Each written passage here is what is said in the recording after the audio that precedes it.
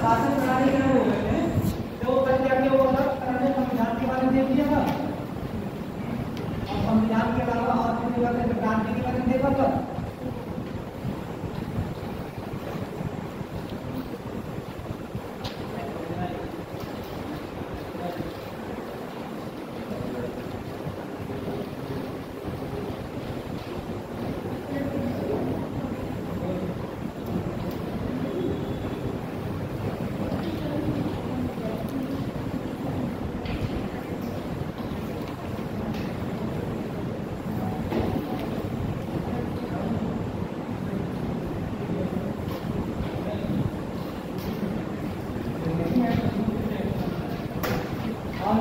शासन प्रणाली के अंग हो गए थे और शासन प्रणाली के प्रकार, इतने टॉपिक हमारे हो गए। संविधान के बारे में आपको राज्य के बारे में बताता, राज्य के बारे में बताते एक बार रिपीट कर देते 5 मिनट के लिए। राज्य की आपको परिभाषा बताई थी, राज्य की परिभाषा, राज्य की परिभाषा में 4 तत्व शामिल करते हैं। कौन कौन से 4 तत्व शामिल किए जाते हैं राज्य की परिभाषा में? 4 तत्व बता दो, बिना देखे बता दो, बता रहे 4 तत्व राज्य की परिभाषा में शामिल करते हैं। पहला कौन सा हो गया? दूसरा क्या? तीसरा मान लो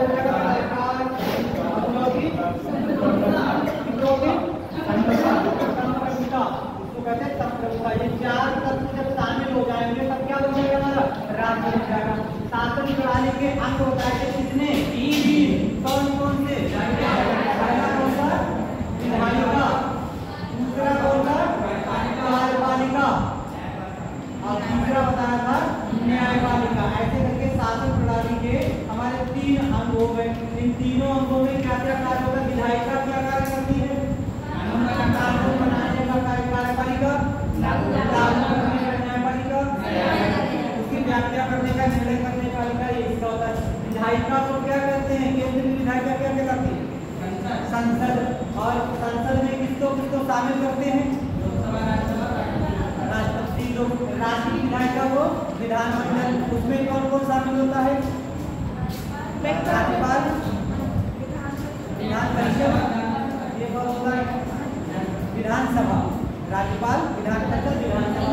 कार्यपालिका में आपको बता दें 2 तरीके की कार्यपालिका। ये कौन सी? स्थायी और दूसरी कौन सी? स्थायी कार्यपालिका किसको कहते हैं?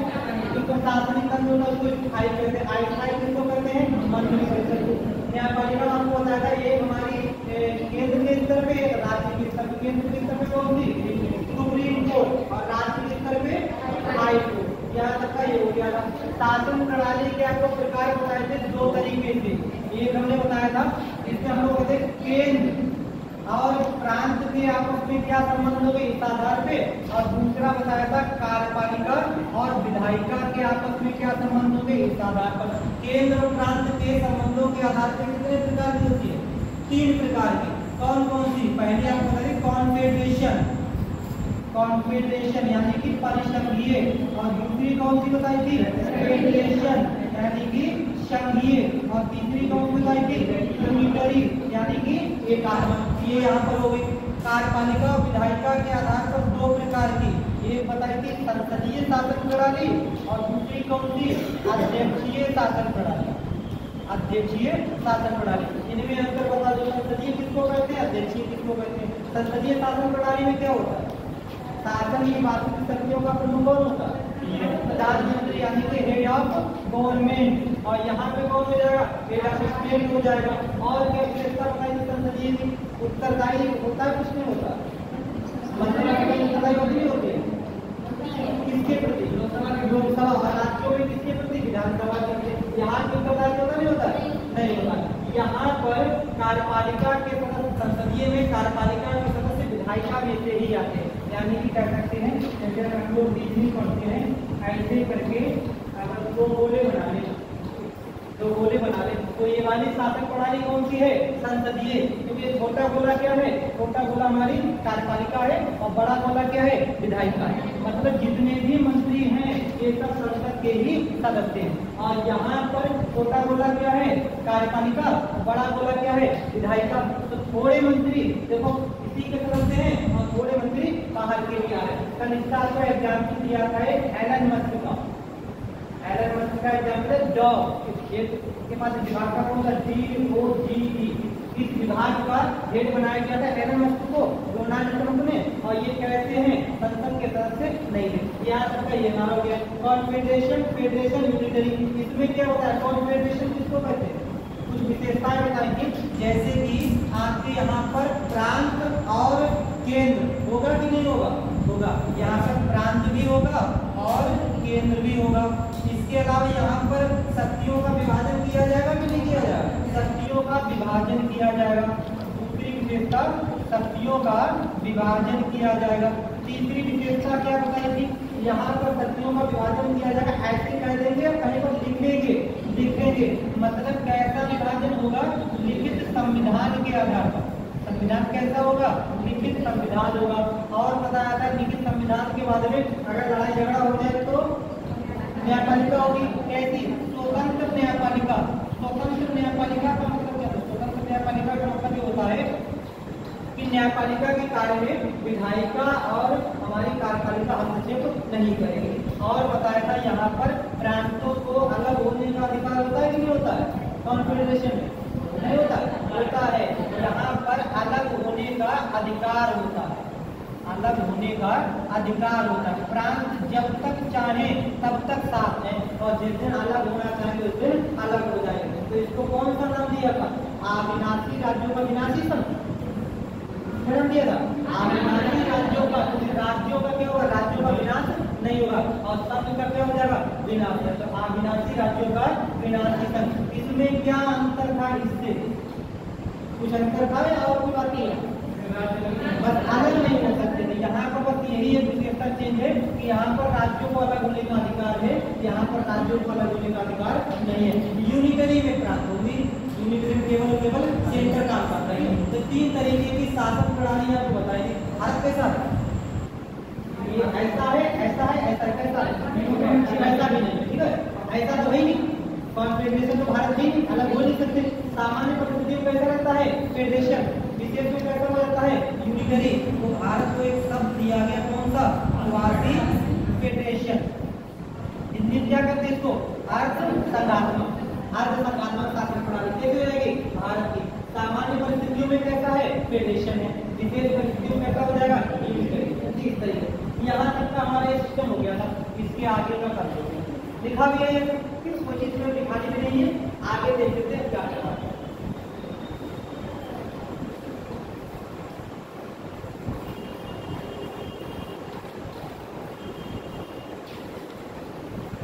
टॉपिक हमारा वही चल रहा है कि संविधान का विकास।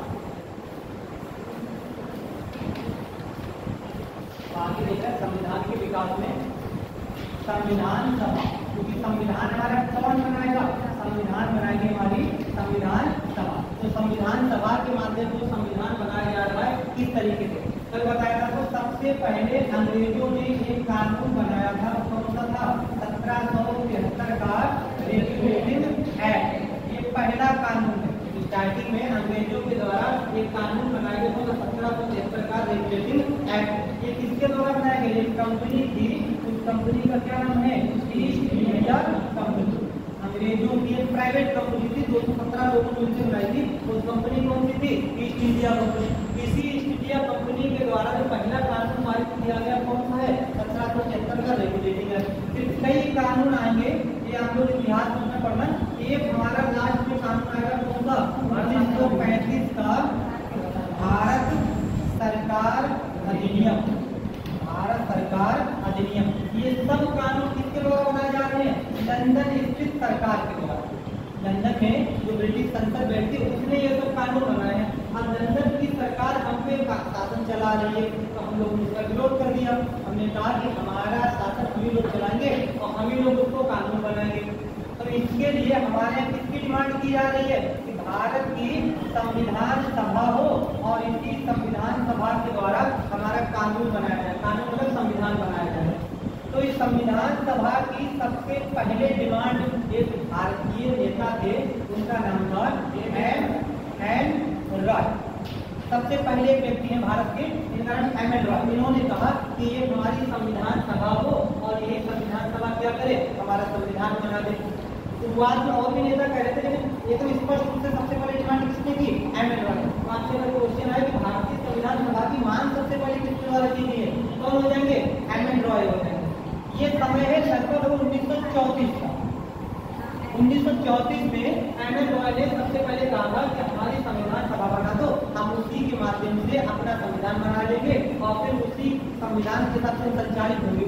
लेकिन इनकी डिमांड ऐसे करके विदेश थोड़ी मान लेंगे। 200 वर्षों तक शासन किया आपसे, कुल मिलाकर कितने हो जाएंगे, 190 वर्ष हो जाएंगे। कल एक आपको बताया था, हमारे यहाँ लड़ाई हुई थी प्लासी का युद्ध, कब बताया, 1757। और आजाद कब हुए हैं, 1947। इसको घटा के कितने वर्ष निकल के आएंगे, 190 वर्ष। तो 190 वर्षों का इतिहास है, तो इतनी जल्दी तो अंग्रेज हमारी बात मान नहीं लेते। तो ये डिमांड कर रहे हैं, लेकिन इनकी डिमांड को स्वीकार नहीं किया गया। 1939 से 1945 तक यूरोप में एक युद्ध चल रहा है। वो युद्ध कौन सा है, दूसरा विश्व युद्ध, सेकेंड वर्ल्ड वॉर। दूसरा विश्व युद्ध चल रहा है, 2 विश्व युद्ध हुए हैं। एक प्रथम 1919 तक चला है, 18 तक चला, 19 तक उसको लेके जाएंगे, 1914 से 18 तक ठीक ठाक। दूसरा कब से कब तक है, 1939 से 1945 तक। इस युद्ध में अंग्रेजी फंसे हुए हैं। अंग्रेजी फंसे हुए हैं, तब कुछ भारतीय नेताओं ने सोचा कि इस समय मौका बढ़िया है, अब इनसे कहें कि हमें संविधान सभा बना के दो, वरना हम तुम्हारे खिलाफ आंदोलन चलाएंगे। अंग्रेज पहले विश्व युद्ध लड़ेंगे कि पहले हमारा आंदोलन दबाएंगे, नहीं दबा पाएंगे। ऐसे में वो सोच रहे हैं कि भारतीय कैसे भी संतुष्ट हो जाए। तो भारतीयों को संतुष्ट करने के लिए अंग्रेजों ने क्या किया, 1942 में एक मिशन भेजा था। इस मिशन का नाम था क्रिप्स मिशन। 1942 में मिशन भेजा, इस मिशन का नाम है क्रिप्स मिशन। अंग्रेज हमसे कह रहे हैं कि देखो अभी हम विश्व युद्ध लड़ रहे हैं, हमें लड़ने दो, जब जीत जाएंगे, उस विश्व युद्ध के जीत जाने के बाद हम आपको क्या करेंगे, संविधान सभा दे देंगे। मतलब अभी नहीं, जीत जाने के बाद। भारतीय करें तो लोगों की बातों का कोई भरोसा नहीं, तुम लोग कहते पूछो और करते पूछो। पहले विश्व युद्ध के समय में तुमने यही कहा था कि कोई बढ़िया चीज दे देंगे, क्या किया था, रॉलेट एक्ट पकड़ा दिया। तुम्हारी बात का कोई भरोसा नहीं है, बाद में नहीं चाहिए, क्या चाहिए है, अभी चाहिए है। तो 1942 का क्रिप्स मिशन हो गया फेल। समझ गया क्यों फेल हो गया, क्योंकि ये क्या कह रहा है कि कब देंगे, युद्ध समाप्त हो जाने के बाद देंगे। तो ये मिशन फेल हो गया। इसके बाद 1942 में हमने एक आंदोलन शुरू कर दिया। वो आंदोलन कौन सा था, भारत छोड़ो आंदोलन। एक आंदोलन चला है, वो आंदोलन भारत छोड़ो आंदोलन 1942 में शुरू हो गया। 1945 में दूसरा विश्व युद्ध हो गया समाप्त। जब विश्व युद्ध समाप्त हो गया, अंग्रेजों ने देखा कि अब भारत में रुकना कोई फायदे की बात नहीं रही, क्योंकि यहाँ का मेंटेनेंस का खर्चा ज्यादा आ रहा था और यहाँ से फायदा कम हो रहा था, तो उसका निकल ही यहाँ से ज्यादा बढ़िया है। तो 1946 में अंग्रेजों ने क्या किया, एक दूसरा मिशन भेजा। इस मिशन का नाम था कैबिनेट मिशन। अगला मिशन भेज दिया। ये मिशन कौन सा है, कैबिनेट मिशन। और भारत की संविधान सभा का गठन किसकी सिफारिश पर किया गया है, इसी कैबिनेट मिशन की सिफारिश पर किया गया।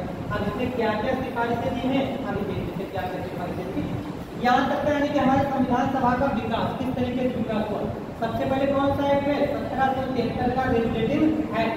इसमें आपको बताया गया था कि कलकत्ता में एक सुप्रीम कोर्ट बनाया। कलकत्ता में एक सुप्रीम कोर्ट, कलकत्ता में किला था फोर्ट विलियम, वहां पर फोर्ट विलियम ने क्या किया, एक सुप्रीम कोर्ट स्थापित करना है। ऐसे करके धीरे धीरे करके विकास हो रहा है। हम कहाँ तक आ गए हैं, 1935 के भारत सरकार अधिनियम तक आ गए हैं। भारत के ही नेता है एम.एन. रॉय। उन्होंने कहा कि हम तुम्हारे कानून को नहीं मानेंगे, हमें हमारी संविधान सभा बना दो और वो जो संविधान सभा हमारा संविधान बनाएगी उस संविधान के अनुसार हम संचालित होंगे। 1942 में अंग्रेजों ने क्रिप्स मिशन भेजा। क्रिप्स मिशन हो गया फेल। इसलिए फेल हो गया क्योंकि क्रिप्स मिशन कह रहा है कि संविधान सभा तो देंगे, लेकिन कब देंगे, क्योंकि विश्व युद्ध के पश्चात। भारतीय करें तुम लोगों का भरोसा नहीं है, इसलिए हम ऐसी बात नहीं मानेंगे। तो क्रिप्स मिशन फेल हो गया। 1942 में ही एक आंदोलन चला दिया, कौन सा, भारत छोड़ो आंदोलन। 1945 में विश्व युद्ध समाप्त हो जाएगा। इस समाप्ति के बाद 1946 में कौन सा मिशन भेजेंगे, कैबिनेट मिशन। भारत का पूरा संविधान जिसने बनाया, वो संविधान किसने बनाया, संविधान सभा ने। और संविधान सभा का गठन किसकी सिफारिश पर किया गया? कैबिनेट मिशन की सिफारिश पर। इसके जो सिफारिशें दी हैं अब इसको देख लेते, पहले इतना नोट करो। मेन हेडिंग डालो संविधान सभा का गठन। मेन हेडिंग डालो संविधान सभा का गठन।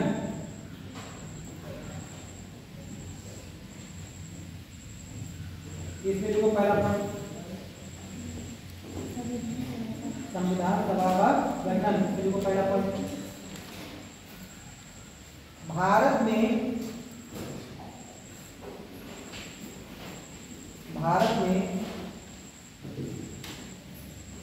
संविधान निर्माण की प्रक्रिया,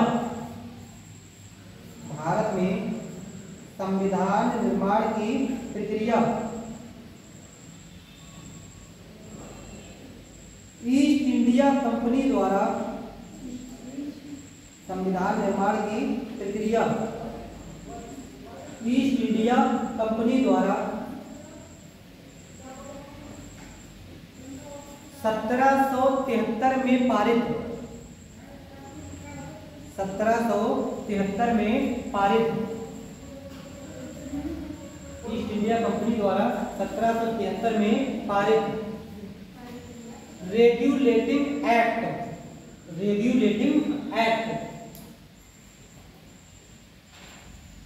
के माध्यम से हुई, रेगुलेटिंग एक्ट के माध्यम से हुई। अगला पॉइंट, 1935 के भारत सरकार अधिनियम, 1935 के भारत सरकार अधिनियम तक, 1935 के भारत सरकार अधिनियम तक कई कानून पारित किए गए, कई कानून पारित किए गए जिनमें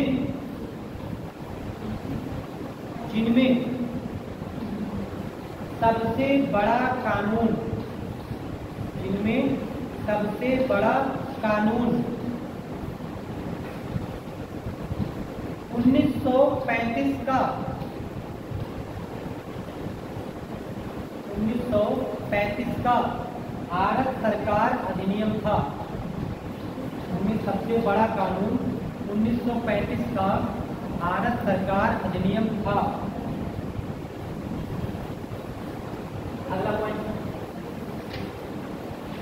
संविधान सभा की मांग, संविधान सभा की मांग सबसे पहले, संविधान सभा की मांग सबसे पहले M.N. रॉय, M.N. रॉय के द्वारा, M.N. रॉय के द्वारा की गई थी, M.N. रॉय के द्वारा की गई थी। 1939 से 1939 से 1945 तक दूसरा विश्व युद्ध चला। 1939 से 1945 तक दूसरा विश्व युद्ध चला। अगला पॉइंट, दूसरा विश्व युद्ध, world war, second world war, दूसरा विश्व युद्ध चला। अगला पॉइंट, 1942 में, 1942 में Cripps mission, Sir Stafford Cripps की अध्यक्षता में आया था, इसलिए क्या कहते हैं क्रिप्स मिशन कहते हैं। 1942 में क्रिप्स मिशन भारत भेजा गया, भारत भेजा गया, जो असफल रहा, जो असफल रहा। अब ये समझिए क्यों पढ़ रहा, क्योंकि क्रिस मिशन क्या कह रहा है, क्रिस मिशन कह रहा है कि जो कुछ भी करेंगे कब करेंगे, युद्ध समाप्त हो जाने के बाद करेंगे। भारत के लोग कह रहे हैं कि बाद की कोई बात नहीं, अभी जो करना है। इस वजह से क्रिस मिशन पर सहमति नहीं बन पाई। अगला पढ़ लो, 1942 में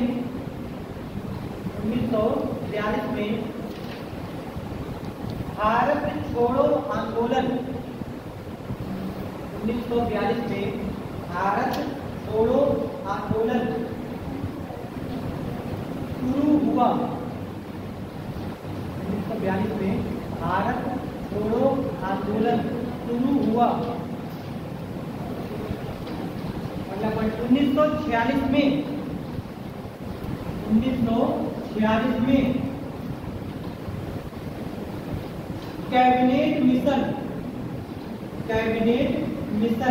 कैबिनेट मिशन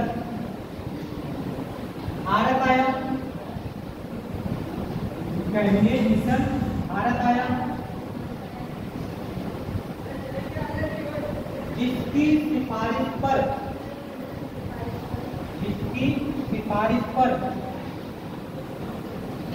भारत की संविधान सभा, इसकी सिफारिश पर भारत की संविधान सभा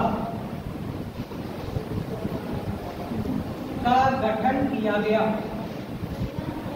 संविधान सभा का गठन किया गया। संविधान सभा का गठन किया गया। अब देखते हैं कैबिनेट मिशन ने क्या क्या कहा था। कैबिनेट मिशन के बारे में आपको पहला पढ़ते जाएगा। कैबिनेट मिशन भारत कब आया है, भारत आया है 1946 में इसका भारत आगमन हुआ। जब भारत आगमन 1946 में हुआ, कैबिनेट मिशन में कुल 3 लोग शामिल थे। ये 3 लोग कौन कौन होते हैं, इन तीनों लोगों के आपको नाम ध्यान रखते हैं। जैसे ये व्यक्ति है, इनका नाम A.B. अलेक्जेंडर, एक व्यक्ति का नाम है A.B. अलेक्जेंडर। दूसरा व्यक्ति है, इसका नाम सर स्टेफर्ड क्रिप्स, और तीसरा व्यक्ति है, इसका नाम है लॉर्ड पैट्रिक लॉरेंस। 3 लोगों को भारत भेजा गया था। इन्हीं तीनों लोगों के समूह को क्या कहते हैं, कैबिनेट मिशन कहते हैं। क्वेश्चन आपसे ऐसे आ सकता है, निम्नलिखित में से कौन सा व्यक्ति कैबिनेट मिशन में शामिल नहीं था। इन 3 के अलावा जो आ जाए उसको हटा देना। 3 ही लोग हैं केवल, एक है अलेक्जेंडर, दूसरे कौन है स्टेफर्ड क्रिप्स, और तीसरे कौन से हैं लॉर्ड पैट्रिक लॉरेंस। 3 लोगों के नेतृत्व, 3 लोगों के द्वारा भारत में मिशन आया है, तो क्या कहते हैं, कैबिनेट मिशन। और इस मिशन के हेड कौन है, लॉर्ड पैट्रिक लॉरेंस। इनको अध्यक्ष बना दिया गया। इनकी अध्यक्षता में कैबिनेट मिशन भारत आ गया। इसने कहा कि भारत के जितने भी लोग हैं, यानी कि भारत की जनसंख्या, इस जनसंख्या के आधार पर ही क्या किया जाएगा, संविधान सभा का गठन किया जाएगा। तो संविधान सभा के गठन का आधार क्या था, जनसंख्या के आधार पर।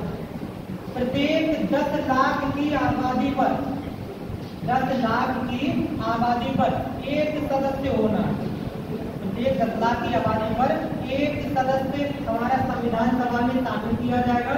और ऐसे करके कैबिनेट मिशन में कुल सदस्यों की संख्या शामिल करने की 389।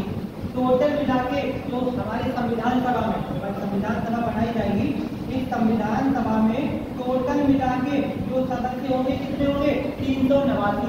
ऐसे करके 10 लाख की आबादी पर एक सदस्य होगा। यानी कि लगभग उस समय आबादी कितनी रहेगी, 38 करोड़ आबादी थी। भारत की आबादी 38 या 39 करोड़ रही होगी। तो उसी आधार पे 10 लाख की आबादी को कितने सदस्य हो जाएंगे, एक सदस्य हो जाएंगे। तो 38 से 39 लाख की आबादी को कितने हो जाएंगे, 389 सदस्य हो जाएंगे। क्योंकि उस समय भारत में जैसी रियासतें भी थी और हमारे यहाँ अंग्रेज भी शासन कर रहे थे। तो इनमें से कुछ लोगों को तो ब्रिटिश भारत से नियुक्त किया जाता था। ब्रिटिश भारत कहने का मतलब जहाँ पर अंग्रेजों का शासन था।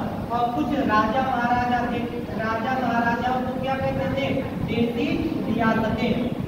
तो जो देसी रियासतें थी कुछ सदस्य वहां से आते और कुछ सदस्य कहाँ से आते थे, जहाँ पर अंग्रेजों का शासन था। तो इन 389 लोगों में से 296 सदस्य ये कहाँ से आएंगे, ब्रिटिश भारत से आएंगे। और जो देशी रियासतें हैं यहाँ से कितने सदस्य आएंगे? 93। ऐसे करके कुल सभी सदस्य हमारे कितने हो जाएंगे? 389 हो जाएंगे। जो देशी रियासतों के सदस्य थे इनका किया जाना था मनोनयन। मनोनयन का मतलब होता है मन से मान लेना। हमने कह दिया आप संविधान सभा के सदस्य हैं तो संविधान सभा के सदस्य हो गए, लेकिन जो 296 सदस्य हैं इनका क्या किया जाना था? इनका होना था चुनाव। ठीक है, तो हमारी जो संविधान सभा थी आंशिक रूप से मनोनीत और आंशिक रूप से निर्वाचित थी। जो 93 सदस्य हैं इनको मनोनीत किया जाना है कहाँ से? देशी रियासतों से। जो 296 सदस्य हैं इनको ब्रिटिश भारत से चुनाव के द्वारा आना है। और चुनाव इनका कैसा होना है? अप्रत्यक्ष चुनाव होना है। अप्रत्यक्ष चुनाव। चुनाव दो तरीके के होते हैं, एक हमारा होता है प्रत्यक्ष चुनाव और दूसरा कौन सा होता है? अप्रत्यक्ष चुनाव। प्रत्यक्ष मतलब डायरेक्ट इलेक्शन और अप्रत्यक्ष मतलब इनडायरेक्ट इलेक्शन। ऐसा कोई भी चुनाव जिसमें आम पब्लिक हिस्सा लेती है उसको क्या कहते हैं? उसको प्रत्यक्ष कहते हैं। और ऐसा चुनाव जिसमें आम पब्लिक हिस्सा नहीं लेती है, हम लोगों के द्वारा चुने गए कैंडिडेट हिस्सा लेते हैं, उसको क्या कहते हैं? उसको अप्रत्यक्ष कहते हैं। ऐसे एग्जाम्पल के तौर पे समझो, जैसे मान लिया हम लोगों ने क्या किया? अपने पीढ़ी के सांसद को चुन लिया। ऐसे करके भारत के जगह जगह से सांसद चुन के जाते हैं।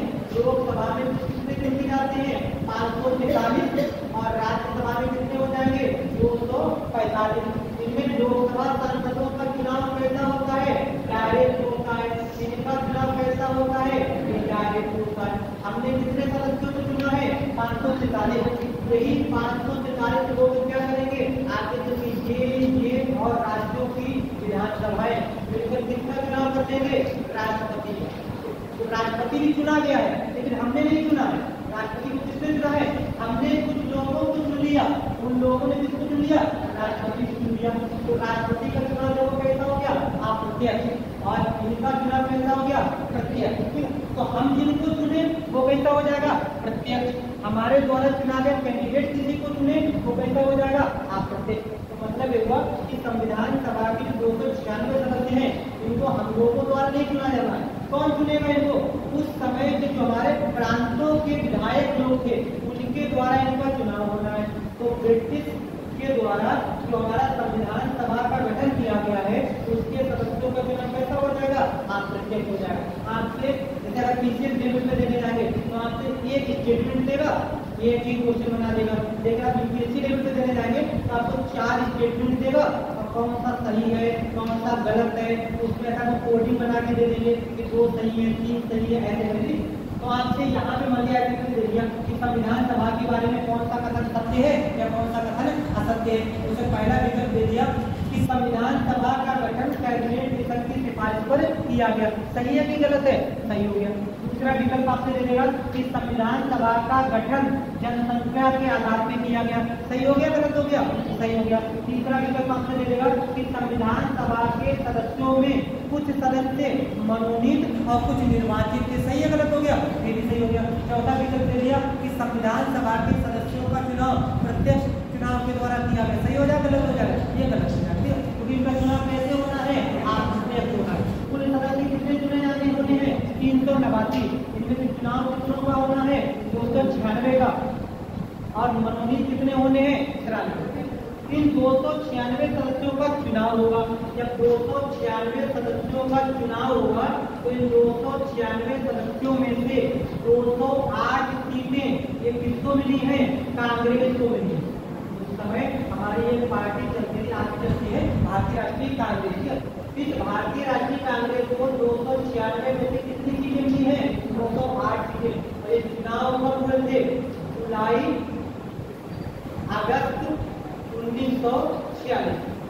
जुलाई अगस्त 1946 को इस संविधान सभा के 296 सदस्यों के लिए चुनाव करवाए गए। इनमें से कांग्रेस को कितनी सीटें मिल गई? 208 सीटें मिल गई। कुछ सीटों में से जो 73 सीटें हैं 73 सीटें किसको मिली थी?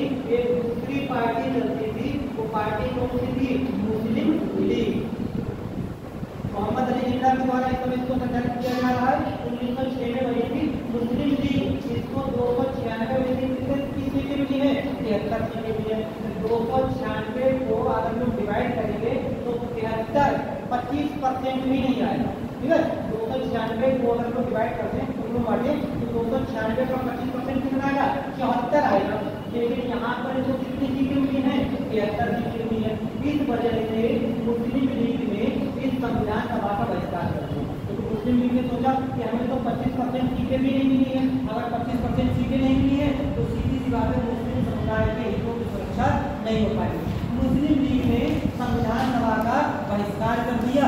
इसके बाद मुस्लिम लीग ने नारा दिया कि लड़कर लेंगे पाकिस्तान, और ये दिवस 16 अगस्त 1946 ये दिवस मनाया गया था।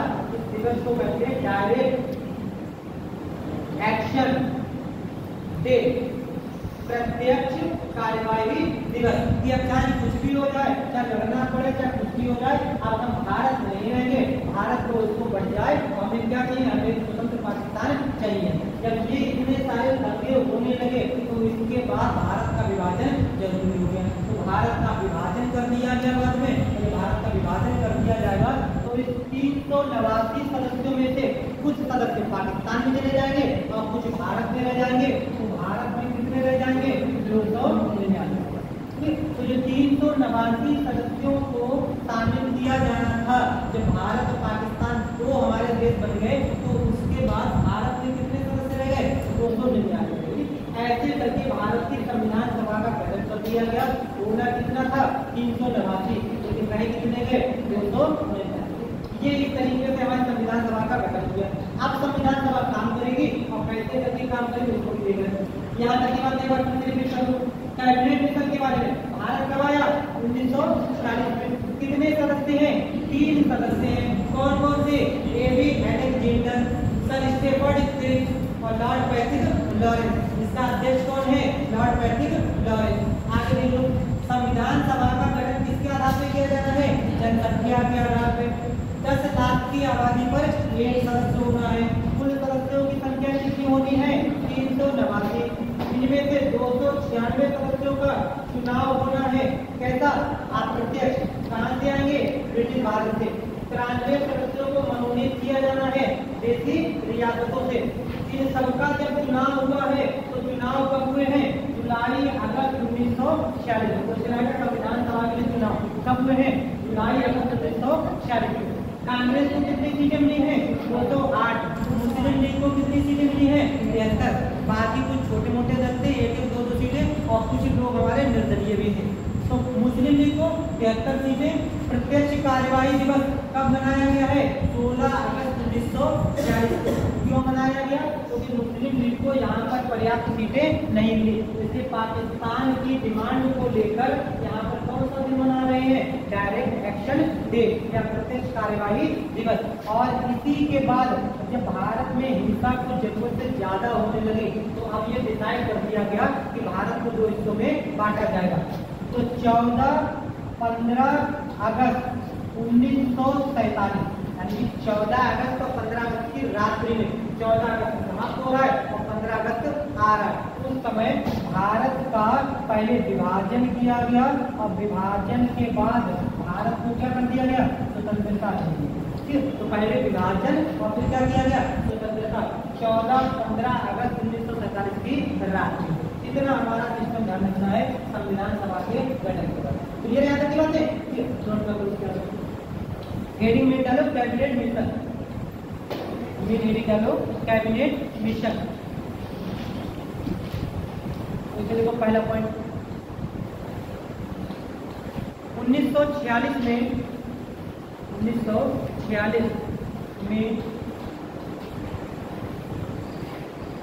3 सदस्यीय 1946 में 3 सदस्यीय कैबिनेट मिशन, 3 सदस्यीय कैबिनेट मिशन भारत आया। 3 सदस्यीय कैबिनेट मिशन भारत आया, जिसमें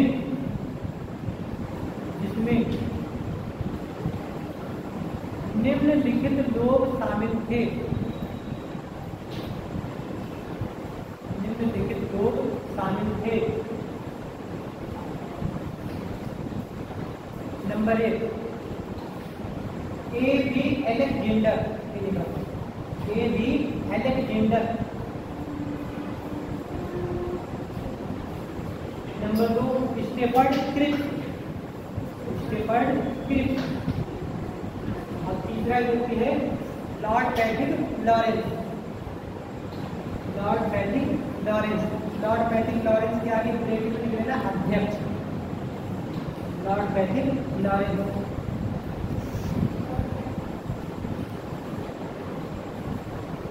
अगला पॉइंट, कैबिनेट मिशन की सिफारिश।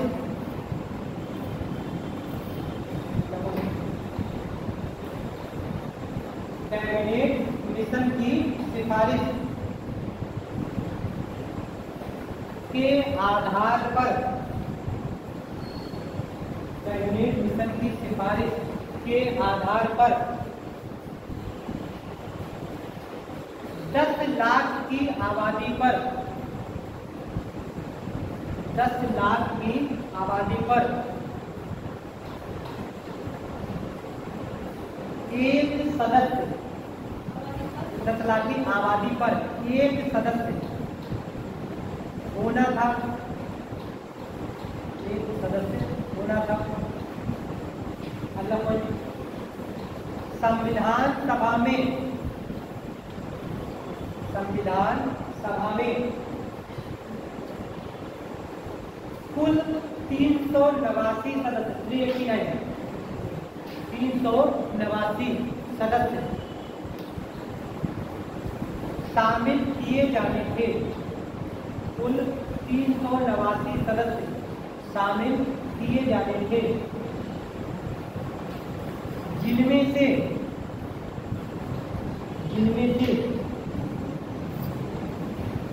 296 सदस्य, जिनमें से 296 96 सदस्य ब्रिटिश भारत से, ब्रिटिश भारत से, जबकि 93 सदस्य, जबकि 93 सदस्य देशी रियासतों से, देशी रियासतों से, देशी रियासतें जो राजा महाराजा थे उनको क्या बोलते थे, देशी रियासतें, देशी रियासतों से आने थे, देशी रियासतों से आने थे। स्पीड ज्यादा तो नहीं रहती है, स्पीड नॉर्मल रहती है, और ज्यादा होनी भी चाहिए क्योंकि आप लोगों को तो और ज्यादा देखनी भी है, ठीक है। मेन्स देखोगे, मेन्स को तो सब दिखाई देता है, तो स्पीड कोशिश करो स्पीड ज्यादा से ज्यादा रहे। यहाँ पे तो हम लोग जो स्पीड नहीं करते हैं, घर पे अपनी स्पीड बढ़ाने की कोशिश किया करो, क्योंकि आप लोग क्वेश्चन लिखोगे, ये क्वेश्चन का एवरेज 9 मिनट मिलता है, ठीक है, एवरेज 9 मिनट मिलता है, तो 9 मिनट में आपको लिखना है, सोचना है, सब करना है 9 मिनट में, तो उसमें स्पीड ज्यादा होनी चाहिए। तो यहाँ पे अगर स्पीड ज्यादा लग रही हो तो मान के चलो अभी कम है, ठीक है, स्पीड और बढ़ानी है। यदि जानते अगर कम रह जा रहा हो तो उसको अपनी स्पीड बढ़ाने की कोशिश करो। फिलहाल अगर छूट रहा हो तो बता देना, धीरे धीरे बढ़ाना, ऐसा नहीं कि आज ही ये बढ़ जाए, धीरे धीरे बढ़ेगी, किसी छूट रहा हो तो बता देना, ठीक है। ग्रामीण सदस्य जैसी रियासत बता देते। अगला पॉइंट, ब्रिटिश भारत के सदस्यों का चुनाव किया जाना, ब्रिटिश भारत के सदस्यों का चुनाव किया जाना था, ब्रिटिश भारत के सदस्यों का चुनाव किया जाना था, जो प्रांतीय विधान मंडलों से, तो प्रांतीय विधान मंडलों, ऐसे जो प्रांतीय विधान मंडलों से, विधान मंडलों के, प्रांतीय विधान मंडलों के सदस्यों द्वारा, प्रांतीय विधान मंडलों के सदस्यों द्वारा अप्रत्यक्ष रूप से, अप्रत्यक्ष रूप से चुने जाने थे, चुने जाने थे। अगला पॉइंट, देशी रियासतों के सदस्य, देशी रियासतों के सदस्य, देशी रियासतों के सदस्य राजाओं के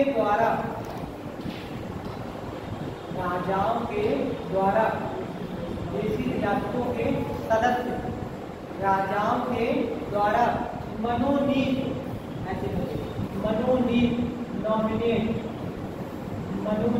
तो क्या होता है नॉमिनेट, मनोनीत किए जाने थे।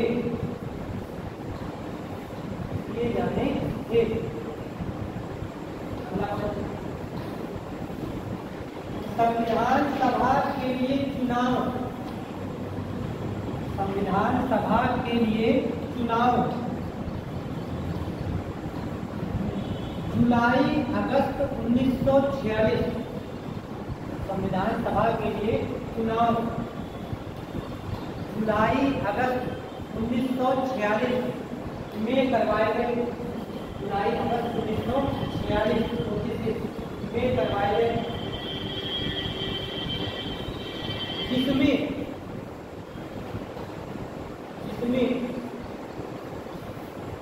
208 सीटें,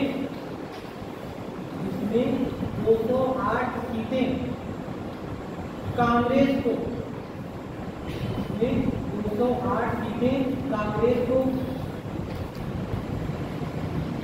जबकि 73 सीटें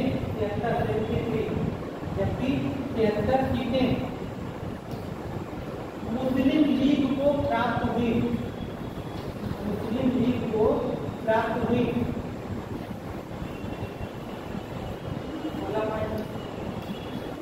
मुस्लिम लीग एक पार्टी थी, मुस्लिम लीग को प्राप्त हुई। अगला पॉइंट 16 अगस्त 1946 को 16 अगस्त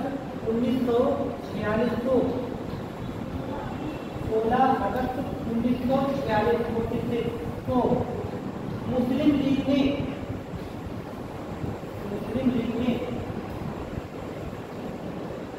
डायरेक्ट एक्शन डे प्रत्यक्ष कार्यवाही दिवस 16 अगस्त 1946 को मुस्लिम लीग ने डायरेक्ट एक्शन डे प्रत्यक्ष कार्यवाही दिवस मनाया।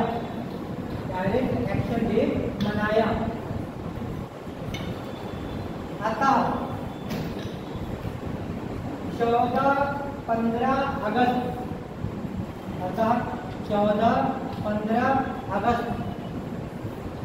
1947 को 14-15 अगस्त 1947 को भारत का विभाजन करके 14-15 अगस्त 1947 को भारत का विभाजन करके स्वतंत्रता दे दी गई। भारत का विभाजन करके स्वतंत्रता दे दी गई। ठीक है, इस तरीके से हमारी संविधान सभा का गठन कर दिया गया। एक पॉइंट आपको ध्यान रखना है कि कैसे शब्दावली, अगर आप लोग से पेपर में नहीं जाएंगे तो यहाँ से क्वेश्चन आएगा, थोड़ा सा टर्म गलत कर देगा और जरा से टर्म गलत करने से ही क्वेश्चन क्या गलत हो जाएगा। जैसे आप प्रत्यक्ष की जगह प्रत्यक्ष कर दिया, या फिर ऐसे यहाँ पे मनोनीत और निर्वाचित दोनों है, सीधे लिख दिया कि संविधान सभा के 389 सदस्यों का चुनाव होना था, कैसा हो जाएगा, गलत हो जाएगा, क्योंकि सबका चुनाव नहीं होना है। 296 का चुनाव होना है, 93 कहते हैं नॉमिनेट है। सब तरीके के नॉमिनेशन भी है और हमारा इलेक्शन भी, दोनों तरीके की व्यवस्था की गई यहाँ पे। अब देखो जो संविधान सभा है, इस संविधान सभा की कुछ लोगों ने आलोचना भी की कि संविधान सभा हमारी बनाई गई है, ये कैसी है, ये आम लोगों की सभा नहीं थी, क्योंकि इसमें सब एकदम सीनियर टाइप के लोग थे। वकीलों की सभा बोला गया इसको कि ज्यादातर वकील लोग इसमें शामिल थे। लेकिन इसमें अगर देखें तो उस समय के जितने भी हमारे लीडर थे, लगभग सभी लोग शामिल है संविधान सभा में, लेकिन 2 लोग शामिल नहीं है। जितने मेन लीडर है उनमें केवल 2 लोग ऐसे हैं जो संविधान सभा में शामिल नहीं है। वे कौन से? वे हमारे महात्मा गांधी, वे तो ये शामिल नहीं है हमारी संविधान सभा में। और दूसरे कौन? मोहम्मद अली जिन्ना, ये 2 लोग ऐसे हैं जो हमारी संविधान सभा में शामिल नहीं। बाकी लगभग जितने बड़े लीडर थे सबको हमारे संविधान सभा में शामिल किया गया, लेकिन वो लोग शामिल नहीं है। आपसे ऐसे जगह क्वेश्चन आज नहीं, लेकिन जैसे कौन संविधान सभा में शामिल नहीं था, क्योंकि महात्मा गांधी तो जरूरी रहे होंगे भाई, महात्मा गांधी ना हो ऐसा तो हो ही नहीं सकता है। महात्मा गांधी संविधान सभा के सदस्य नहीं थे, मोहम्मद अली जिन्ना ये भी नहीं थे, ठीक है। सुभाष चंद्र बोस की पहले ही मृत्यु हो चुकी थी तो वो भी नहीं थे। जिन लोगों की मृत्यु हो चुकी वो तो नहीं ही होंगे। जो लोग जीवित हैं उनमें से 2 लोग शामिल नहीं थे संविधान सभा में, एक मोहम्मद अली जिन्ना और दूसरे कौन से, महात्मा गांधी, ठीक। तो 2 पॉइंट और उसके आगे लिख लो, एक पॉइंट लिख लो ऐसे करके कि महात्मा गांधी और मोहम्मद अली जिन्ना, महात्मा गांधी और मोहम्मद अली जिन्ना संविधान सभा के सदस्य नहीं थे, संविधान सभा के सदस्य नहीं थे। अब हमारी संविधान सभा बन गई, अब ये संविधान सभा अपना कार्य करना स्टार्ट करेगी। जब संविधान सभा कार्य करना स्टार्ट करेगी तो वो किस तरीके से कार्य करेगी, जुलाई में इसके लिए चुनाव हुए हैं, जुलाई अगस्त में आगे चल के काम करेगी। तो सबसे पहले 9 दिसंबर 1946 इस दिन इसकी मीटिंग बुलाएगी। इसके बाद दूसरे दिन कब बुलाएगी है 11 दिसंबर 1946 को मीटिंग बुलाएगी।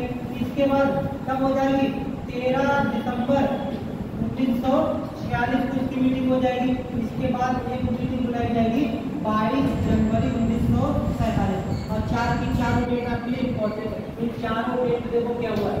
9 दिसंबर 1946 को संविधान सभा की पहली मीटिंग आयोजित की गई। संविधान सभा की पहली मीटिंग आयोजित की गई है 9 दिसंबर 1946 को। क्योंकि पहली मीटिंग आयोजित की गई है तो पहली मीटिंग की अध्यक्षता करने के लिए कोई ना कोई व्यक्ति होना चाहिए। उस समय कोई अध्यक्ष था ही नहीं संविधान सभा का, तो उस समय के लिए हमने क्या किया था, अपनी संविधान सभा का एक अस्थायी अध्यक्ष नियुक्त कर दिया। जैसे जब हमारी नई लोकसभा चुन के जाती है तो पहली लोकसभा की पहली मीटिंग की अध्यक्षता करने के लिए एक अस्थायी अध्यक्ष होता है, स्पीकर। अभी आगे तब देखेंगे। ऐसी समझ लो उस समय संविधान सभा की अध्यक्षता करने के लिए एक अस्थायी अध्यक्ष बनाए गए थे। इन अस्थायी अध्यक्ष का नाम पूछा गया कौन है, ये है डॉक्टर सच्चिदानंद सिन्हा। डॉक्टर सच्चिदानंद सिन्हा ये बनाए गए थे संविधान सभा के अस्थायी अध्यक्ष। 9 दिसंबर 1946 को पहली मीटिंग अस्थायी अध्यक्ष कौन है, डॉक्टर सच्चिदानंद सिन्हा। इसके 2 दिन बाद अगली मीटिंग 11 दिसंबर 1946 को बुलाएगी और इस मीटिंग में हमने क्या किया, अपने संविधान सभा का एक स्थायी अध्यक्ष चुन लिया। और जो स्थायी अध्यक्ष चुना गया था तो किसको चुना गया था, डॉक्टर राजेंद्र प्रसाद। क्वेश्चन अगर आए कि संविधान सभा के अध्यक्ष कौन थे तो डॉक्टर राजेंद्र प्रसाद हो जाएंगे, लेकिन संविधान सभा के अस्थायी अध्यक्ष पूछे तो कौन है, सच्चिदानंद सिन्हा हो जाएंगे। 11 दिसंबर के बाद अगली मीटिंग कब, 13 दिसंबर 1946 को बुलाएगी। इस दिन क्या किया गया था, उस समय के आगे पहले प्रधानमंत्री जिनको कहा गया पंडित जवाहरलाल नेहरू। पंडित जवाहरलाल नेहरू इन्होंने क्या किया था, इन्होंने एक प्रस्ताव प्रस्तुत किया था संविधान सभा में। उसको क्या कहते हैं, उसको कहते हैं उद्देशिका प्रस्ताव। एक प्रस्ताव लेके आए उसको कहते हैं उद्देशिका प्रस्ताव। ये प्रस्तुत किया गया था पंडित जवाहरलाल नेहरू के द्वारा और इसी उद्देशिका प्रस्ताव को 22 जनवरी 1947 को इस प्रस्ताव को कर दिया गया स्वीकार। और यही उद्देशिका प्रस्ताव क्या बताया गया कि हमारे संविधान की प्रस्तावना, जो हमारे संविधान की प्रस्तावना है जिसमें लिखा हुआ है हम भारत के लोग भारत को संपूर्ण प्रभुत्व संपन्न समाजवादी पंथ निरपेक्ष लोकतंत्र पूरा का पूरा हमारे संविधान का जैसा लिखा हुआ है प्रस्तावना में। इस प्रस्तावना को प्रस्तुत किसने किया था, पंडित जवाहरलाल नेहरू ने 13 दिसंबर 1946 को प्रस्तुत किया गया। इसको स्वीकार कब किया गया, 22 जनवरी 1947 को। 4 डेट है और 4 डेट आपको ध्यान रखनी है। याद करने के लिए आप पहली डेट अपनी ध्यान रखो। तो पहली डेट कब है, 9 दिसंबर 1946। केवल एक डेट याद रखो, याद करने का आपको तरीका बता दें। पहली डेट याद रखो, कौन सी हो जाएगी, 9 दिसंबर 1946। ये हमारी पहली डेट हो गई। इसके 2 दिन के बाद कौन सी डेट आ जाएगी, 13 दिसंबर 1946। ठीक है, दूसरी मीटिंग हो गई। फिर 2 दिन के बाद यहाँ पे फिर 2 दिन के बाद कौन सी डेट आ जाएगी, ये 11 दिसंबर। फिर 2 दिन के बाद कौन सी डेट आ जाएगी? 13 दिसंबर 1946। यहाँ पे डेट वाली कौन सी मिल गई? 22 दिसंबर के बाद महीना कौन सा आ जाएगा? जनवरी, और वर्ष कौन सा लग जाएगा? 1947। ऐसे करिए 4 डेट की ध्यान रखो। पहली डेट कौन सी है? 9 दिसंबर 1946। इसके 9 दिसंबर के आगे 2 दिन जोड़ो, कितनी डेट हो जाएगी? 11 दिसंबर। तो दूसरी डेट कौन सी याद रखनी है? 11 दिसंबर 1946। फिर 2 दिन जोड़ो, यहाँ पे 2 लिख लो और 2 दिन यहाँ पे जोड़ लो। अगली डेट कौन सी ध्यान रखनी है? 13 दिसंबर 1946। डेट कौन सी बन गई अगली? 22, और महीना कौन सा आ जाएगा? जनवरी, और वर्ष कौन सा आ जाएगा? 1947। 4 डेट ध्यान रखनी है। पहले डेट में क्या हुआ है? पहली मीटिंग में डॉक्टर सच्चिदानंद सिन्हा को अस्थायी अध्यक्ष बनाया गया। 11 दिसंबर को स्थायी अध्यक्ष बनाया गया किसको? डॉक्टर राजेंद्र प्रसाद को। फिर 13 दिसंबर को पंडित जवाहरलाल नेहरू के द्वारा उद्देशिका प्रस्ताव प्रस्तुत किया गया। 22 जनवरी को इसी उद्देशिका प्रस्ताव को स्वीकार कर लिया गया। यही उद्देशिका प्रस्ताव क्या बन जाएगी? हमारे संविधान की प्रस्तावना। आगे चल के प्रस्तावना को देखेंगे, प्रस्तावना के क्वेश्चन जो बन जाता है, प्रस्तावना देखेंगे कि किस किस तरीके से क्या क्या है प्रस्तावना। तो ये 4 डेट आपको यहाँ पे ध्यान रखनी है संविधान सभा की कार्यप्रणाली। नोट कर लो उसके आगे, हेडिंग डालो संविधान सभा की कार्यप्रणाली। हेडिंग डालो संविधान सभा की कार्यप्रणाली। संविधान सभा की कार्यप्रणाली। संविधान सभा की कार्यप्रणाली। इसमें देखो पहला पॉइंट, 9 दिसंबर 1946 को 9 दिसंबर 1946 को संविधान सभा की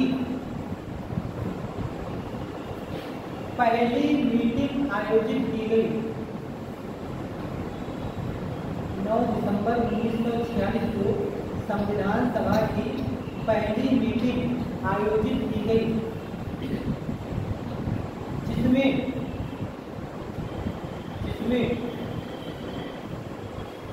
डॉक्टर सच्चिदानंद सिन्हा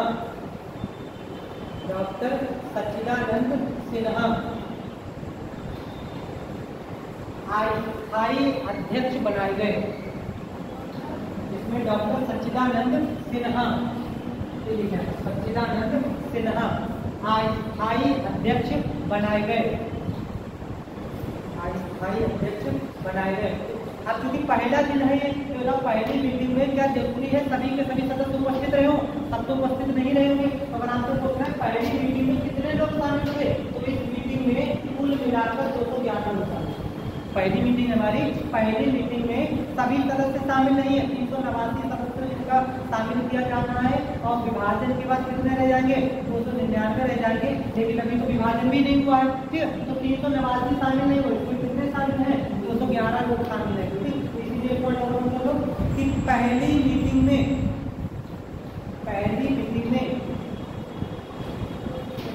211 सदस्यों ने हिस्सा लिया था। 211 सदस्यों ने हिस्सा लिया था।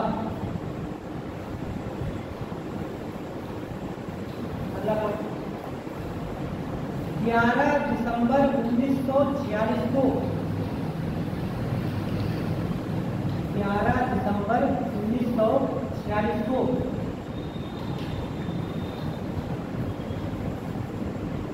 डॉक्टर राजेंद्र प्रसाद को 11 दिसंबर 1946 को डॉक्टर राजेंद्र प्रसाद को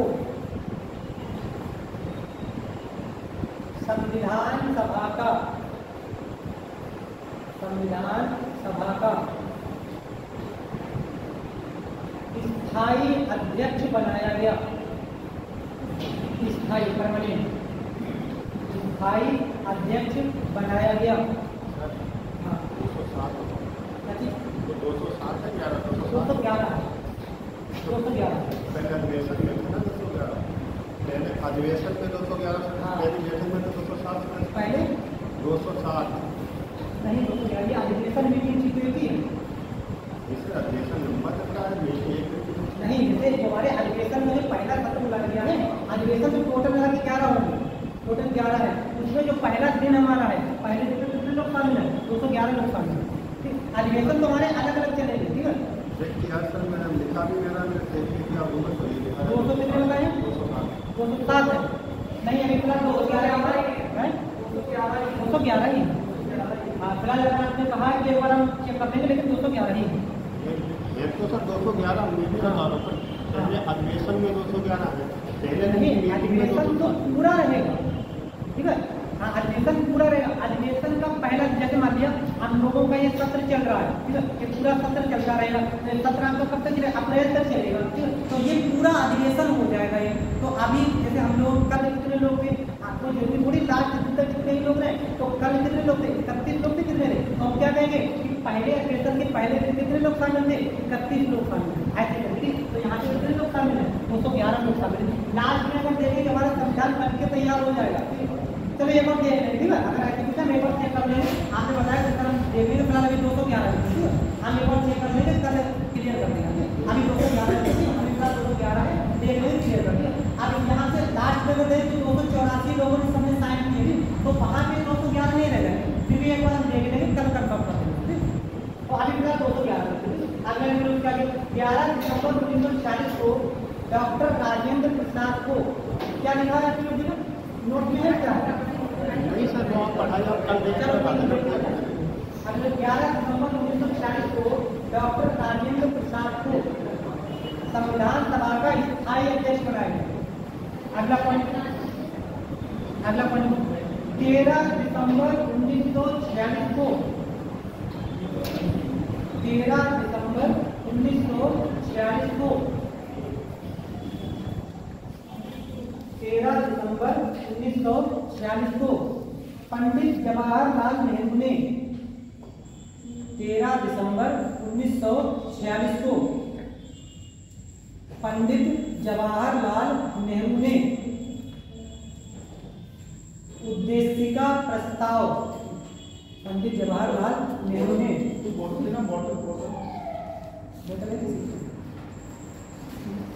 उद्देशिका प्रस्ताव प्रस्तुत किया। उद्देशिका प्रस्ताव प्रस्तुत किया। उद्देशिका प्रस्ताव प्रस्तुत किया। अगला पॉइंट 22 जनवरी 1947 को 22 जनवरी 1947 को उद्देशिका प्रस्ताव को 22 जनवरी 1947 को उद्देशिका प्रस्ताव को स्वीकार कर लिया गया। उद्देशिका प्रस्ताव को स्वीकार कर लिया गया। ठीक है, तो देखिए यहाँ पर पहली मीटिंग आपसे किया कब है? 9 दिसंबर 1946। इसमें क्या कर दिया गया? डॉक्टर सचिदानंद सिन्हा को हमने अपनी संविधान सभा का अस्थायी अध्यक्ष बना दिया गया। 2 दिन के बाद 11 दिसंबर 1946 को हमने डॉक्टर राजेंद्र प्रसाद को अपनी संविधान सभा का स्थायी अध्यक्ष बना दिया। 13 दिसंबर 1946 को पंडित जवाहरलाल नेहरू ने क्या किया है? उद्देशिका प्रस्ताव प्रस्तुत किया और 22 जनवरी 1947 को इसी उद्देशिका प्रस्ताव को स्वीकार कर लिया। आप देख लेते थोड़ा सा यहाँ पर उद्देशिका प्रस्ताव के बारे में देख लेते हैं। डिटेल में हम लोग प्रस्तावना जब आएगी वहां से देख लेंगे। अभी जो उद्देशिका प्रस्ताव हमारा प्रस्तुत किया गया था, इस उद्देशिका प्रस्ताव का लाने का मतलब क्या था उसको समझेंगे। जैसे हमारे जो उद्देशिका प्रस्ताव लाया गया, उद्देशिका प्रस्ताव, यही उद्देशिका प्रस्ताव आगे चल के क्या बनेगी? भाई प्रस्तावना बनेगी। जो उद्देशिका प्रस्ताव लाया गया है, इस उद्देशिका प्रस्ताव के माध्यम से संविधान निर्माता क्या जताना चाहते थे कि संविधान निर्माताओं का मंतव्य क्या है, मतलब उनका उद्देश्य क्या है कि संविधान बनाने में उनका उद्देश्य क्या है, कौन कौन सी चीजें वो संविधान में शामिल करना चाहते हैं। ये सब चीजें किसमें शामिल की गई हैं? उद्देशिका में शामिल की गई है। इसमें उस समय के लिए कुछ लोगों के लिए अधिकार बताए गए, क्योंकि बिना अधिकारों के लोकतंत्र का कोई मतलब नहीं है। दो चीजें होती हैं, एक है हमारा अधिकार और दूसरा कौन सा होता है? कर्तव्य। दो चीजें हैं, अधिकार और कर्तव्य दोनों साथ साथ चलते हैं। जैसे अधिकारों की अगर हम लोग बात करें तो ये तो हमारे मूल संविधान में थे, अभी ये हमारे मूल संविधान में ही इनको शामिल किया गया था मौलिक अधिकारों के रूप में। लेकिन जो कर्तव्य है, जिसको लोग मौलिक कर्तव्य कहते हैं, ये हमारे मूल संविधान में नहीं थे। जब हमारा संविधान बनके तैयार हुआ उस समय हमारे मौलिक कर्तव्य शामिल नहीं किए गए थे, अधिकार शामिल किए गए। लेकिन क्योंकि अधिकार और कर्तव्य दोनों साथ साथ चलने वाली चीजें हैं, अगर अधिकार है और कर्तव्य नहीं है, केवल और केवल अधिकार दे दिए जाए तब भी लोकतंत्र नहीं चलेगा। जैसे मान लिया मेरे पास अधिकार है बोलने का, मेरे पास अधिकार है बोलने का, तो मेरे पास जैसे अधिकार है बोलने का, आप सब लोगों के पास भी तो अधिकार है बोलने का। लेकिन अगर बोलने के अधिकार का हमने प्रयोग किया तो तुरंत वहां पे आप लोगों का एक कर्तव्य है सुनना, समझे। अब आप लोग कहेंगे नहीं आपका बोलने का अधिकार है, हमारा भी बोलने का अधिकार है, हम भी अपने अधिकार का प्रयोग कर रहे हैं, तो इस व्यवस्था चल पाएगी क्या? नहीं चल पाएगी। जिस समय हम अपने अधिकार का प्रयोग करेंगे उस समय आप क्या करेंगे? अपने कर्तव्य फॉलो करेंगे, और जब आप अपने अधिकार का प्रयोग करेंगे उस समय हम अपने कर्तव्य को फॉलो करेंगे। जब आप बोलेंगे उस समय हम सुनेंगे। तो दोनों चीजें जरूरी हैं, अधिकार भी होने चाहिए, कर्तव्य भी होने चाहिए। लेकिन कर्तव्यों का उल्लेख हमारे संविधान में उस समय किया नहीं गया था। तो संविधान हमारा बना था उस समय संविधान में इनका उल्लेख नहीं किया गया था। संविधान में किसका उल्लेख था? केवल और केवल मूल अधिकारों का उल्लेख था। बाद में सोचा गया कि ये भी चीजें हमारी होनी चाहिए, तो मूल कर्तव्यों को भी हमने शामिल कर लिया। और क्योंकि हमारा संविधान इस तरीके से डिजाइन किया गया कि हम जब चाहें इसमें संशोधन कर सकते हैं। अभी तक हमारे कुल 106 संशोधन हो भी चुके हैं, तो बाद में 106 हो चुके हैं, 106 हमारा लागू हो चुका है, और बाकी ये कभी और चल रहा है, वन नेशन वन इलेक्शन वाला वो भी हुआ नहीं है। तो 106 संविधान संशोधन जो हो चुके हैं उन्हीं में से एक कौन सा है? 42वां संविधान संशोधन है। उसके माध्यम से हमने क्या कर दिया? अपने कर्तव्यों को शामिल कर दिया, क्योंकि कर्तव्य और अधिकार दोनों होने चाहिए संविधान में। तो ये बताए गए हैं उद्देशिका प्रस्ताव में, ये बता दिया गया कि कौन कौन से लोगों के अधिकार होंगे। इसी में हमारे राज्य के भी कर्तव्य बताए गए हैं।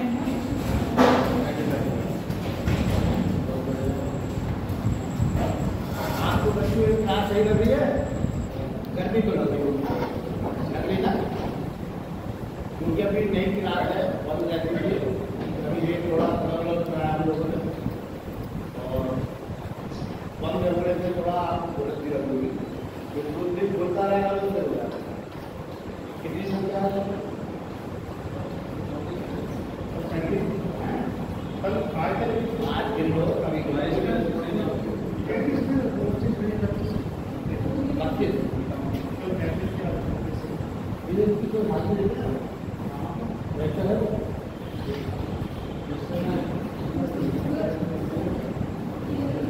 ये तो लगे पता इतने बच्चे आते कि नहीं आते हैं।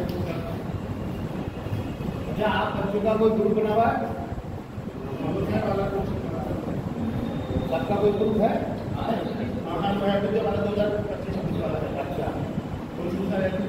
हाँ, मतलब इसलिए मैं बोल रहा हूँ, जैसे कोई बच्चे घर से चले और वो नहीं पहुँच पाए, जरूरी नहीं है कि आपकी कोई गलती हो, गलती दूसरे भी हो और आप वहाँ पर रुके गए किसी कारण पर, तो तुमको आपका साथी कोई फोन करेगा तो कहाँ हो?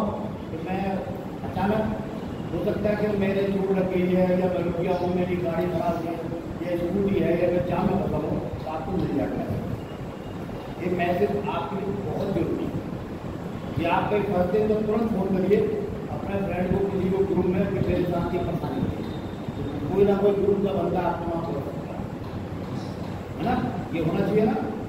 या कोई बच्चा नहीं आ रहा है, आपकी प्रेरणा से वो आने लगेगा, या उसकी तबीयत खराब है, आपके बोलने पे हालचाल से वो जल्दी से ठीक हो जाएगा। कोई दवाई तो डॉक्टर देता है, कि मेहमान और घर वाले को रास्ते मिलते हैं, वो बंदा जल्दी ठीक होता है। इसलिए आप लोग अपने ग्रुप में और कभी ग्रुप में गलत बात मत डालना, गलत मैसेज मत देना। आपके सारे मैसेज आप जानते होंगे कहीं ना कहीं सेव होते हैं, और यहाँ पुलिस भी देखती है कंट्रोल रूम में, पहले फोन मैसेज किसको कहाँ डालता, किस टाइप का, तो उस मैसेज से गलत बातों से बचें और किसी के आप पे काउंटिंग बाजी करते हैं वो भी ना करें। अब ये ना सोचे हम बहुत चालाक हैं, बहुत होशियार हैं, हम कुछ नहीं, दूसरे बहुत चालाक हैं। आपकी गतिविधियाँ देखने में सब तैयार है। इसलिए आप ग्रुप बनाएं, अच्छी बातें करें, अच्छी किताब मैगजीन की बातें करें, पढ़ने वाली बात करें, टाइम खाने वाली बात करें, कोई ऐसी बात ना करें जो आपको नुकसान पहुंचाए। नहीं है ना? कभी कभी एक बच्चे की आवाज़ में बता दें,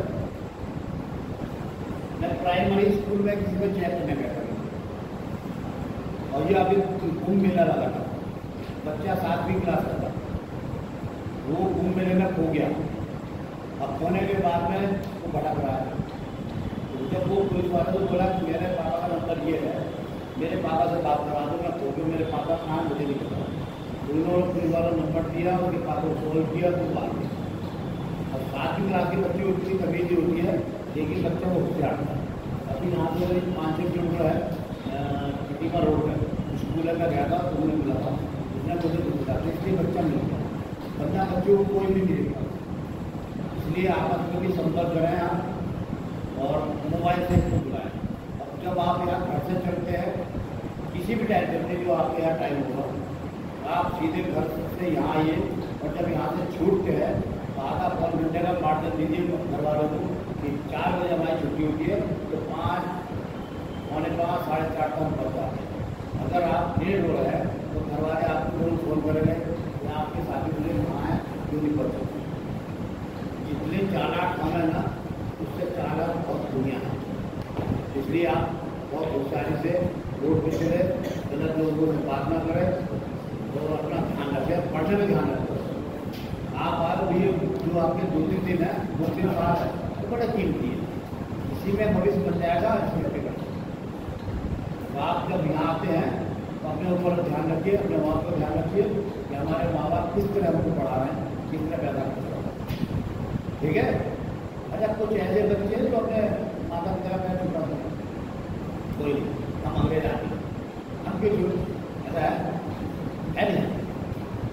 शर्म लगती होगी या दूसरों के पैर जरूर छू लगे, चाची के, मामी के, चाचा के, माँ बाप अपने के लिए छू कौन छूटा होगा? बहुत और परिवार के जितने रिश्तेदार उनके पैर छूटा अपने माँ बाप वे बहुत ध्यान रखो, अपना आशीर्वाद नहीं गायब हो, आपको वो पता नहीं तुम्हारी आस में रहते हैं, कब बच्चा आएगा, कब जाएगा, कब खाना नाश्ता देंगे, हम उससे बात करो। और अभी तो हो रही होंगी थोड़ी थोड़ी, क्योंकि एक तो आप इन्वर्टर नहीं है आपके, जब लाइट जाती है नजर आता है थोड़ा और वो ये आता है, मुझसे नहीं आता है, ये वो आ जाएगा तो संगति बहुत हल्का चलना वाला नहीं है। और तो वो माइक चलाना है, माइक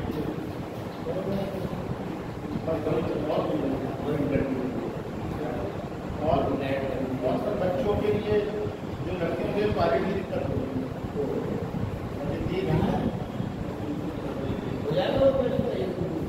जेंट्स की नहीं, लड़की ज़्यादा हो जाएगा, लड़की नहीं है ना, ऐसा बेटा बताओ। और जिसके भी दम लगे मुझे बता देना है रहता है, वहाँ सही है। तो दीजिए आप आए हो जाओगे बताओगे तो सामने तो ऐसा नहीं है।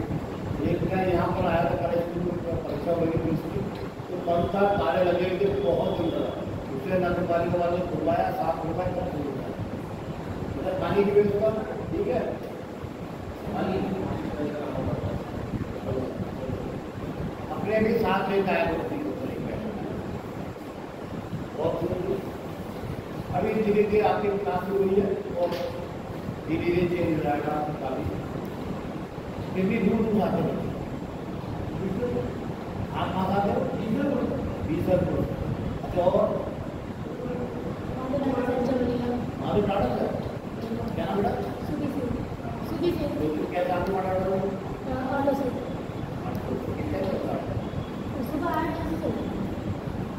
तो रूढ़ी ऐसा कि पानी नहीं दिखता, वाहन चले जाओ। अच्छा, और कहाँ आते हैं?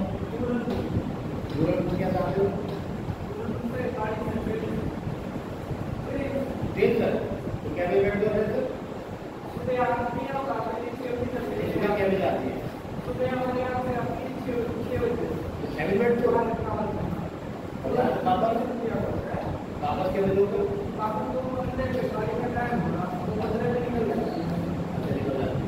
इधर अपना मार्ग बस से जाते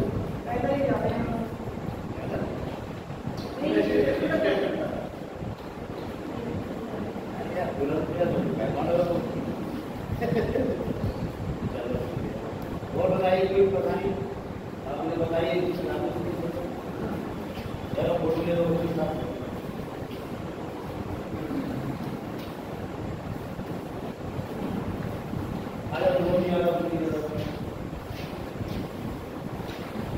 नशा कोई करता है नहीं हम तो नशा करते नहीं कोई भी इसलिए नशा नहीं किया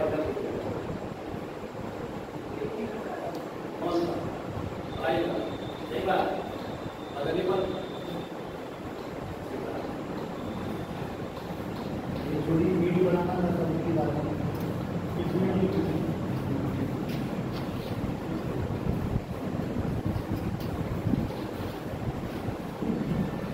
नशा मुक्ति से संबंधित बहुत स्टॉल लग रहे हैं और जगह जगह चौपाल लगती हैं और नशा मुक्ति मतलब जो नशे में लोग लगे हैं उनको सुझाव दिया जाता है कि आप कोई भी ऐसी लत ना डालें जो नशा आपको बर्बाद कर दे। नशा एक ऐसी चीज़ है, सारी चीज़ कंट्रोल कर सकते हैं आप। नशा अगर आप करने लगे तो वो आपको बर्बाद कर देगा और उससे आप बच नहीं पाते। बहुत खतरनाक चीज़ है नशा। एक मेरे वीडियो है बहुत अच्छी है वो, मैं इनको शेयर करूँगा, ये आपको कर देंगे, उसको देखना। तो आप नशा कोई भी ना करें। कहीं दोस्ती में पेप्सी में बच्चे खिलाते हैं या कोई सिगरेट में होता है या और कोई चीज़ किसी दूसरे बियर में होता है। कहीं लोग इधर उधर स्टॉलों में बैठते थे, कॉफी कॉर्नर वगैरह में बैठते रहते हैं। आप लोग धीरे धीरे आज तो पिलाएंगे, कल को आपसे पीने की इच्छा करेंगे और जब नहीं पिलाओगे लड़ाई झगड़ा भी होगा है, मार पीट भी होती है, ये तक हो जाता है, उस बीच में मर्डर तक हो जाते हैं। कुछ दिन तो बहुत अच्छी चीज़ लगती है और उसके बाद में भविष्य खराब हो जाता है। माँ बाप को नहीं पता होता मेरा बच्चा नशा कर रहा है। इस इलाके में पीलीभीत में तो पूरनपुर का इलाका है, वो जो बॉर्डर का है, वहाँ बहुत नशा होता है। हर तरह का नशा करते हैं, शराब भी पिएंगे, अफीम गांजा चरस जो भी है बहुत पीते हैं।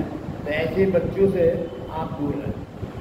अगर कोई नशा करता है सबसे बढ़िया बात यह है अपना आप को बचा लाओ, उससे मत लो, उसको पिए मत पिए, अपना आप बच जाओगे, नशा आपको दूर जाएगा।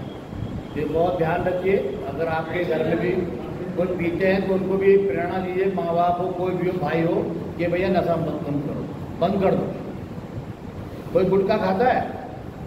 अब तो नहीं बताएंगे, जब खाते हो थोड़ा बहुत तो खाते हो, खाते नहीं कोई नहीं। पान मिलता ही नहीं आजकल, गुटकी मिलते हैं, चुटकी वगैरह मिलती ना। तो नशा नहीं करना और आप पढ़िए मेहनत से, आप ध्यान रखिए अपना। धन्यवाद। क्या नाम है? अब्दुल कुमार। जब माइक व्यवस्था करो ठीक। अच्छा, आप एक चीज और बताया, अपनी इच्छा के अनुसार कोई गिफ्ट लाओ, अपना बनाकर की पहचान हो तो आप ये इसमें लगा लीजिए, सुंदर बोलो लाओगे ना। और जिसका गिफ्ट बढ़िया होगा मैं उसको गिफ्ट मैं भी दे सकता हूँ, ठीक है? क्यों बेटा? हाँ लोकल में कौन सी बात है? सुनगढ़ी क्या रहने वाला? सुनगढ़ी क्या बड़ा स्कूल हो जाता है, क्या चीज करती है? एक बच्चे स्कूल लिखाने में क्या करते हैं?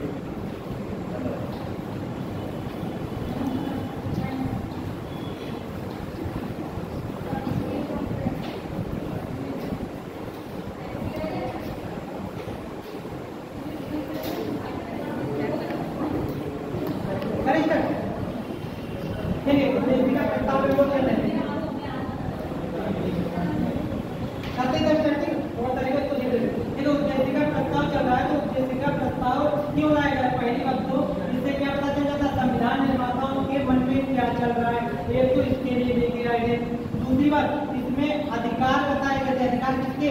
लोगों के। कि लोगों के कौन कौन से अधिकार होने चाहिए। इसके अलावा यहाँ पर राज्य के कर्तव्य भी कुछ हमारे शामिल हो जाते हैं। फिर अधिकार आ जाएंगे तो अधिकारों के साथ साथ अपने कौन सी चीजें हमको आगे होता है? कर्तव्य आदि हम यहाँ पर हटा देते हैं, क्योंकि उस समय हमारे कर्तव्य डायरेक्टली लिखे हुए नहीं थे प्रत्येक रूप से कि हाँ ये है कर्तव्य, ये तो बाद में शामिल किए गए, लेकिन इनडायरेक्टली ये चीजें हमें कहाँ से नजर आ रही थी? उद्देशिका प्रस्ताव से।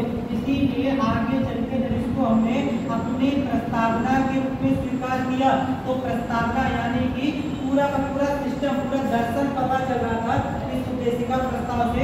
इसीलिए इसको क्या कहा जाता है? प्रस्तावना को संविधान का दर्शन, संविधान का दर्शन या फिलॉसफी। कि यहाँ पर संविधान निर्माता क्या क्या सोच रहे थे, ये पूरी प्रस्तावना जब वहाँ की आ जाएगी तो हम देखेंगे। यहाँ पे आपके अधिकार होता है, 5 प्रकार की आपकी स्वतंत्रताएं हैं, न्याय है, सामाजिक आर्थिक राजनीतिक न्याय वगैरह, तो पूरा का पूरा दर्शन पता चल जाता है किससे? उद्देशिका प्रस्ताव से। इसके बारे में अगर आपसे क्वेश्चन बने तो इसको प्रस्तुत किसके द्वारा किया गया? पंडित जवाहरलाल नेहरू के द्वारा। कब प्रस्तुत किया गया? 13 दिसंबर 1946 को। स्वीकार कब किया गया? 22 जनवरी 1947 को। में हम लोग प्रस्तावना जब आएंगे वहां पर देखेंगे कि एक शब्दावली क्या क्या है इसकी। ये हमारे उद्देशिका प्रस्ताव जानने के पीछे के कुछ कारण देते हैं, तो 2-4 पॉइंट इसको नोट कर लो, इसके बाद इसको ये भी डाल दो। क्या उद्देशिका प्रस्ताव, उसी में लिख बोले उद्देशिका प्रस्ताव, उद्देशिका प्रस्ताव। इसको देखो पहला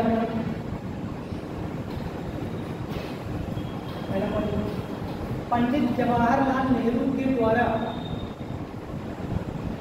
पंडित जवाहरलाल नेहरू के द्वारा उद्देशिका प्रस्ताव को, उद्देशिका प्रस्ताव को प्रस्तुत किया गया था, प्रस्तुत किया गया था, जिसमें शामिल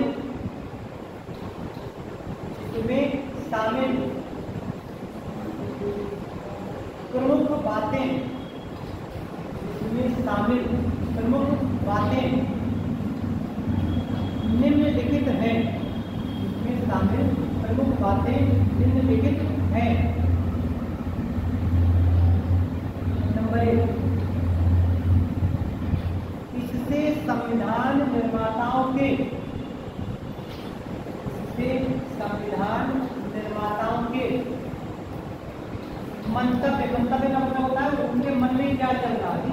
संविधान निर्माताओं के मंतव्य, संविधान निर्माताओं के मंतव्य की जानकारी मिलती है, की जानकारी मिलती है।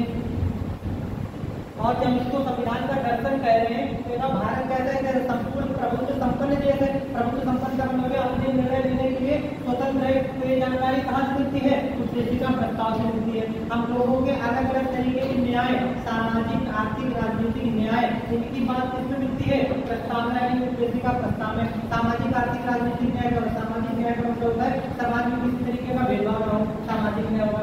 आर्थिक न्याय यानी कि आर्थिक अवसरों में सबको समान भागीदारी हो। राजनीतिक न्याय, राजनीति में कोई व्यक्ति पार्टिसिपेट कर सके। 18 वर्ष के हो गए, हम सभी लोग वोट देने के लिए हो गए, एलिजिबल हो गए। इसके अलावा चुनाव लड़ने के लिए अलग अलग एज काउंट की जाती है। 21 साल है, फिर 25 साल है, 30 साल है, 35 साल है, सबकी अलग अलग है। तो ये हमारी क्या होती है? राजनीतिक न्याय होती है। तो ये सब बातें किससे होती है? उद्देशिका प्रस्ताव होती है। अगला पॉइंट इसमें नागरिकों के अधिकार, इसमें नागरिकों के अधिकार बताए गए, इसमें नागरिकों के अधिकार बताए गए।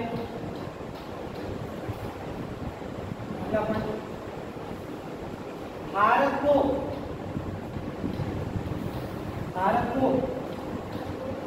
संपूर्ण प्रभुत्व संपन्न, संपूर्ण प्रभुत्व संपन्न, मतलब इसको बोलते संप्रभुता। भारत को संपूर्ण प्रभुत्व संपन्न राज्य घोषित किया गया, संपूर्ण प्रभुत्व संपन्न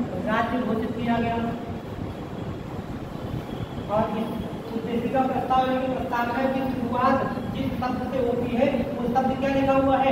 हम भारत के लोग, हम भारत के लोग यानी कि हम सब लोग। तो मतलब ये है कि सारी की सारी शक्तियां किसमें निहित हैं? भारत के लोग, मतलब भारत की जनता में। तो भारत में सर्वोच्च कौन है? भारत की जनता। संविधान भी किसके हिसाब से संचालित होता है? जनता के हिसाब से संचालित होता है। अगर संविधान की कोई ऐसी बात है जो आज के संदर्भ में प्रासंगिक नहीं रहेगी तो संविधान संशोधन के बाद उसको क्या कर देंगे? हटा देंगे। कोई ऐसी चीजें जो आज के लिए जरूरी है संविधान संशोधन के माध्यम से उसको क्या कर देंगे? शामिल कर देंगे, क्योंकि सारी शक्तियों का स्रोत कौन है? जनता है। ये बात कहाँ से पता चलती है? संविधान की प्रस्तावना में जो शब्द शामिल किया गया कौन सा? हम भारत के लोग। एक पॉइंट और प्रस्तावना या उद्देशिका शक्ति का स्रोत, शक्ति का स्रोत। प्रस्तावना या उद्देशिका शक्ति का स्रोत भारत की जनता, शक्ति का स्रोत भारत की जनता को बताती है, भारत की जनता को बताती है। अगला पॉइंट, प्रस्तावना में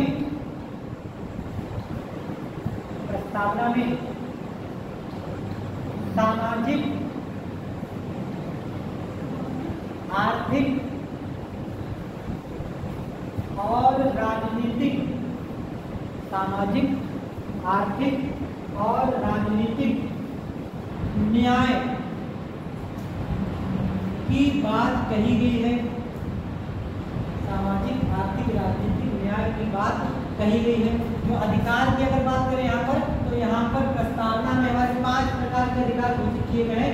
विचार, अभिव्यक्ति, विश्वास, धर्म, उपासना। 5 प्रकार के अधिकार हैं जो हमारे यहाँ पर बताए गए हैं उद्देशिका या प्रस्तावना में। बाद में मूल अधिकार के हमारे अलग अलग तरीके के वर्तमान 6 हमारे मौलिक अधिकार हैं।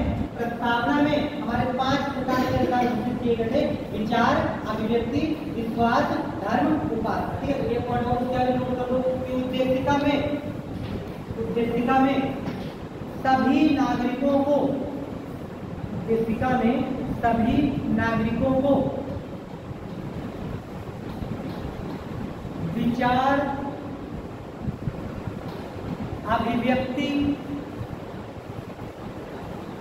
विश्वास, विचार, अभिव्यक्ति, विश्वास, धर्म एवं उपासना